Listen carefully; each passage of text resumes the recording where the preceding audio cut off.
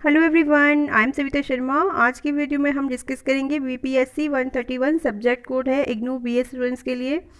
और इसका लेसन 1 से एक इम्पॉर्टेंट क्वेश्चन को इस वीडियो में हम डिस्कस करेंगे। इस क्वेश्चन को मैंने काफ़ी इजी अप कर दिया है ताकि आपको क्वेश्चन कॉन्सेप्ट अच्छे से समझ आए। और जैसे टेक्स्ट बुक्स में हैं आपके क्वेश्चंस, उससे काफ़ी मैंने इजी अप किया है इसको, अच्छे इजी नोट्स बनाए हैं। पूरा वीडियो देखिए, आपके लिए बहुत ज़्यादा हेल्पफुल रहेंगे। और जब आपको ये क्वेश्चन अच्छे से अंडरस्टैंड होगा तो आप इसके डेफिनेटली अच्छे से आप इसको एग्ज़ाम में लिख सकते हैं। तो स्टार्ट करते हैं। चैनल से पहले आपसे रिक्वेस्ट है, चैनल पे नए आए हो तो चैनल को ज़रूर सब्सक्राइब कीजिए, और क्योंकि आपको इस चैनल पे ऐसे ही इजी नोट्स के वीडियोस मिलते रहेंगे। ठीक है, तो स्टार्ट करते हैं।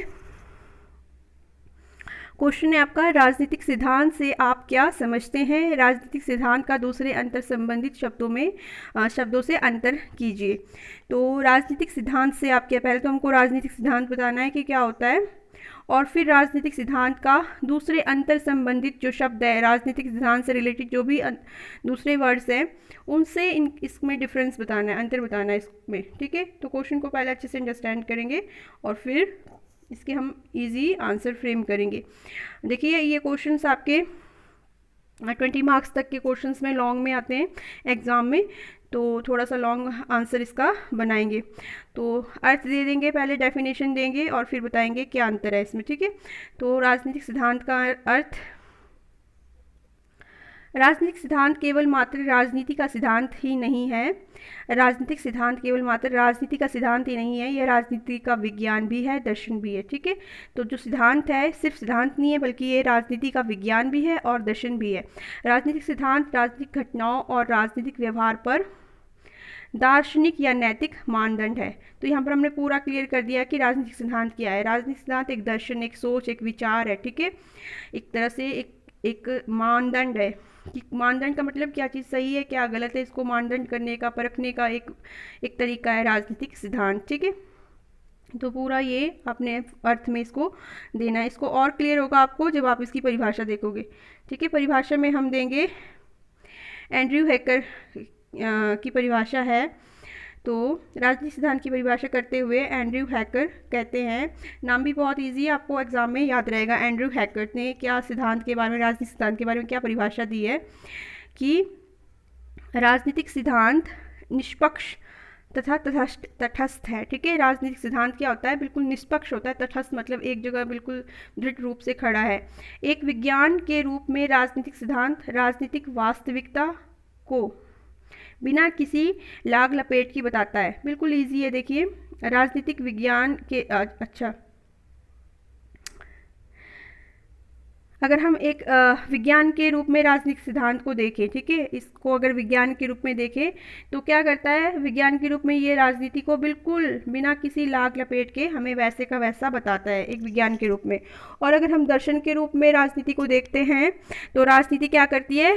ये राजनीतिक सिद्धांत आचरण के उन नियमों की व्याख्या करता है। आचरण मतलब आपके जो भी कर्म है, कर्तव्य है, ठीक है, आचरण, उसकी व्याख्या करता है, नियमों की व्याख्या करता है जो समाज में सभी के लिए उत्तम जीवन की कामना करते हैं। ठीक है, तो कितना इजी है, बिल्कुल आसान है। इस डेफिनेशन को अगर समझ आ जाए तो लिखना भी बहुत ही आसान है इसको। एक विज्ञान के रूप में राजनीतिक सिद्धांत राजनीति वास्तविकता को बिना किसी लाग लपेट के बताता है। और अगर दर्शन के रूप में हम राजनीतिक सिद्धांत को देखें तो दर्शन के रूप में राजनीतिक सिद्धांत आचरण के उन नियमों की व्याख्या करता है जो समाज में उत्तम जीवन के लिए आवश्यक है। ठीक है, ये आपका परिभाषा और अर्थ आपको आई थिंक क्लियर है। तो अब हम इसमें देंगे इसके, देखिए क्वेश्चन को पहले अंडरस्टैंड किया है ना, जैसे कि हमने यहाँ पर अंतर संबंधित शब्द, राजनीतिक सिद्धांत का दूसरे अंतर संबंधित शब्दों में अंतर कीजिए।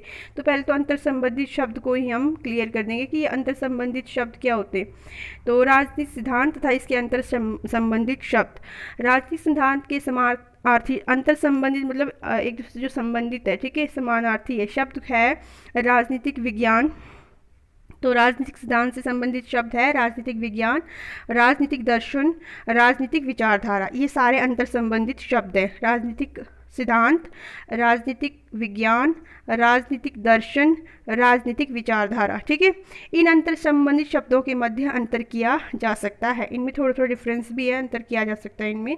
ठीक है, अब हम देखते हैं नेक्स्ट क्या देंगे हम, राजनीतिक सिद्धांत तथा राजनीतिक विज्ञान में अंतर। तो हमारा क्वेश्चन ही ये था कि इनमें अंतर किस प्रकार से किया जा सकता है। अंतर संबंधित शब्दों में अंतर कीजिए। ठीक है, तो इनमें अंतर देंगे हम। तो राजनीतिक सिद्धांत और राजनीतिक विज्ञान के बीच भेदभाव अथवा अंतर आधुनिक विज्ञान व भौतिक धारणाओं में सामान्य बदलाव के कारण उत्पन्न हुआ है। कहता है कि जो राजनीतिक सिद्धांत है ना और राजनीतिक विज्ञान है, इनके बीच अंतर क्यों हुआ है, क्योंकि जो आधुनिक विज्ञान है, ठीक है, और जो बौद्धिक धारणाएं, बौद्धिक मतलब जो हमने तर्क के आधार पर, सोच के आधार पर, विचार के आधार पर जो धारणाएं बदलती आ रही है हमारी, पहले की सोच कुछ और थी, पहले की धारणाएं कुछ और थी, उस तरह से एक्ट किया जाता था राजनीतिक।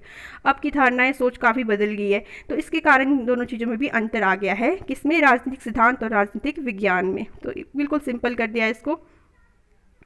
और राजनीतिक विज्ञान ने राजनीति और व्यवहार के बारे में, राजनीतिक विज्ञान जो है राजनीति और व्यवहार के बारे में कानून प्रदान किए हैं। राजनीतिक विज्ञान ने क्या किया है? राजनीति के बारे में, व्यवहार के बारे में हमारे को कानून दिए। ठीक है, जबकि ये राजनीतिक सिद्धांत क्या करता है? राजनीतिक घटनाओं और राजनीतिक व्यवहार पर मानदंड है। तो जो भी राजनीतिक घटनाएं हैं, जो भी राजनीतिक व्यवहार है, उस पर मानदंड है। मानदंड मतलब सही गलत, इस तरह से। तो ये दोनों में डिफरेंस यहाँ पर भी आ गया एक पॉइंट। राजनीतिक विज्ञान परीक्षण करता है। अब राजनीतिक विज्ञान क्या कर रहा है? परीक्षण कर रहा है, सही कितना है, जैसे साइंस करता है ना, परीक्षण करता है और एक्सपेरिमेंट्स करता है। यह देखता है कि किस वस्तु को कैसा होना चाहिए। तो राजनीतिक विज्ञान ये देखता है कि कौन सी वस्तु कैसी होनी चाहिए। इसमें वैज्ञानिक परीक्षण के साथ साथ कल्पना भी शामिल है। ठीक है, इसमें वैज्ञानिक परीक्षण के साथ साथ कल्पना भी शामिल है। ठीक है, जैसे कि जो राजनीतिक वैज्ञानिक होते हैं ना, राजनीतिक दार्शनिक, जैसे कि आप ले लो अरस्तु ले लो, है ना, मार्क्सवादी जो भी विचारक है, ये क्या करते हैं? परीक्षण के साथ साथ कल्पना भी करते हैं इसमें, राजनीति में। जैसे कि मार्क्सवाद का एग्जाम्पल दिया है इसमें, इससे हमको समझ आएगा। मार्क्सवाद भी इस तरह की एक विचारधारा का एक अच्छा उदाहरण है। अगर आपको मार्क्सवाद नहीं पता है तो इसका वीडियो, मैंने पूरा वीडियो डाला है, तो वो भी आप देख सकते हो। मार्क्सवाद का कॉन्सेप्ट आप समझ सकते हो क्या है ये। तो मार्क्सवाद भी इस तरह की एक विचारधारा का एक अच्छा उदाहरण है। मार्क्सवाद कहता है कि दर्शन का उद्देश्य विश्व को बदलना है, न कि केवल व्याख्या करना।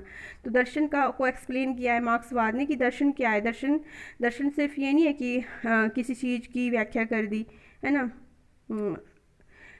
विश्व को सिर्फ बदलना नहीं है, ठीक है, विश्व को बदलना है। दर्शन का उद्देश्य विश्व को बदलना है, ना सिर्फ व्याख्या करना। तो इस तरह से आप ये भी दे सकते हैं। और राजनीतिक सिद्धांत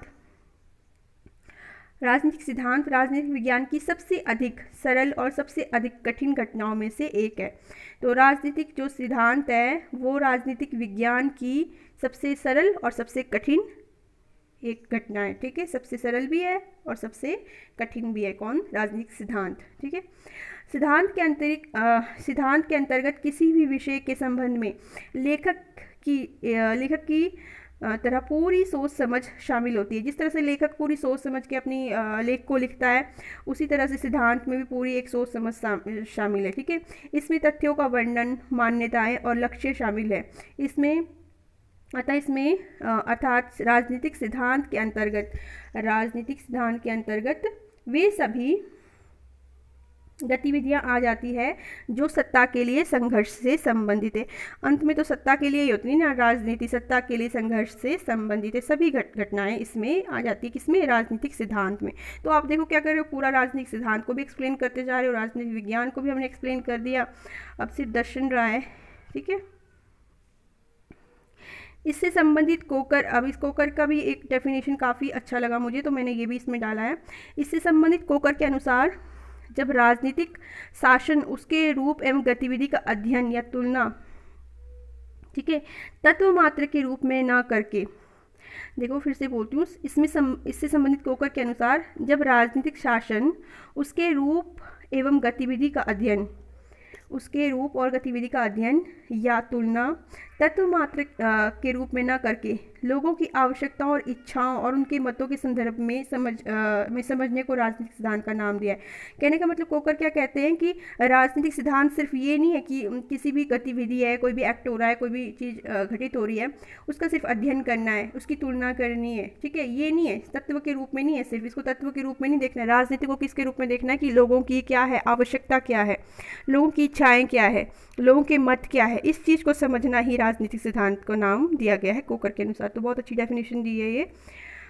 और इसके अलावा राजनीतिक सिद्धांत और राजनीतिक विज्ञान के बीच कोई तनाव नहीं है, क्योंकि जो राजनीतिक सिद्धांत है और राजनीतिक विज्ञान में कोई तनाव नहीं है, क्योंकि ये अपनी सीमाओं में अपने अधिकार क्षेत्रों को अलग अलग निर्वाह करते हैं। मतलब राजनीतिक सिद्धांत के अपने क्राइटेरियाज है, राजनीतिक विज्ञान का अपना अलग पाथ है, ठीक है, तो अपने अपने उसमें ये अलग अलग निर्वाह करते हैं, तो इसमें कोई भी टकराव नहीं है। राजनीतिक दर्शन प्रश्नों, ये भी अंतर संबंधित शब्द है ना, राजनीतिक दर्शन, राजनीतिक सिद्धांत, राजनीतिक विचारधारा, राजनीतिक दर्शन, राजनीतिक विज्ञान, ये सब अंतर संबंधित शब्द है। तो राजनीतिक दर्शन प्रश्नों के उत्तर प्रदान करता है। अब राजनीतिक दर्शन क्या है? राजनीतिक दर्शन जैसे कि मैंने आपको बताया एक विचार है, राजनीतिक विचारक जैसे होते हैं, ठीक है, तो ये क्या करते हैं प्रश्नों के उत्तर प्रदान करते हैं। जैसे कि अगर न्याय क्या है, ऐसे प्रश्न, न्याय क्या है, इसका उत्तर मिलेगा आपको राजनीतिक दर्शन में। इसके अलावा विभिन्न अवधारणाएं क्या हैं, इन सब का प्रश्न अगर हल खोजना है तो राजनीतिक दर्शन में मिलेगा। तो इन सामान्य प्रश्नों के अलावा राजनीति के बड़े बड़े मुद्दे से जुड़े प्रश्न के उत्तर भी हमें दर्शन से ही प्राप्त होते हैं, ठीक है, दर्शन प्रदान करता है हमें। बड़े बड़े मुद्दे हो चाहे छोटे से प्रश्न हो, सभी के आंसर हमें कहाँ मिलेंगे? दर्शन में मिलेंगे। अतः हम ये कह सकते हैं कि हर राजनीतिक दार्शनिक एक सिद्धांतवादी है। जो राजनीतिक दार्शनिक होता है ना दर्शन, वो हर एक दार्शनिक सिद्धांतवादी है, परंतु हर एक सिद्धांतवादी राजनीतिक दार्शनिक नहीं होता है, ठीक है। इसको बड़े आसानी से समझना आपने इस कॉन्सेप्ट को कि हर एक जो दार्शनिक होता है वो सिद्धांतवादी है, बट हर राजनीतिक सिद्धांतवादी दार्शनिक नहीं है, ठीक है। तो लास्ट में आपने निष्कर्ष देना है। निष्कर्ष बहुत ज़रूरी है। अर्थ निष्कर्ष देने से आपके ऐसे ही 2 to 3 मार्क्स तो आपको ऐसे ही मुफ्त में मिल जाते हैं, ठीक है। और ये बहुत ईजी होता है निष्कर्ष देना, जैसे कि हमने जो अभी पढ़ा है उसका निष्कर्ष दे दिया, कुछ ना कुछ लिख दिया उसके बारे में। अतः हम कह सकते हैं कि राजनीतिक सिद्धांत राज्य शासन, सत्ता, प्रभाव और कार्यकलापों का अध्ययन है। तो राजनीतिक सिद्धांत क्या है? राज्य शासन, सत्ता, प्रभाव और कार्यकलापों का अध्ययन है। यह राजनीतिक घटनाओं का तरीका है।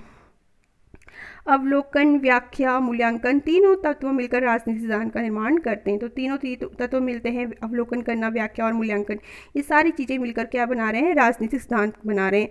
और कोई भी सिद्धांत शास्त्री किसी भी घटना का अवलोकन और उसके कार्य के संबंध में स्थापित करके अपना निर्णय देकर राजनीतिक सिद्धांत निर्माण करता है। इस तरह से कितना इजीली आपका ये क्वेश्चन 20 मार्क्स तक का फ्रेम हो जाता है। देखिए, क्वेश्चन अटैम्प्ट करना आपके हाथ में होता है। अगर आपको कॉन्सेप्ट समझ आए तो मेन पॉइंट्स आपने उसके समझने हैं और उन्हीं पॉइंट्स को आपने एक्सप्लेन करना है। मैंने काफ़ी कोशिश की आपको अच्छे से अंडरस्टैंड हो जाए क्वेश्चन। अगर वीडियो पसंद आए तो ज़रूर सब्सक्राइब कीजिए, सपोर्ट कीजिए। Thank you.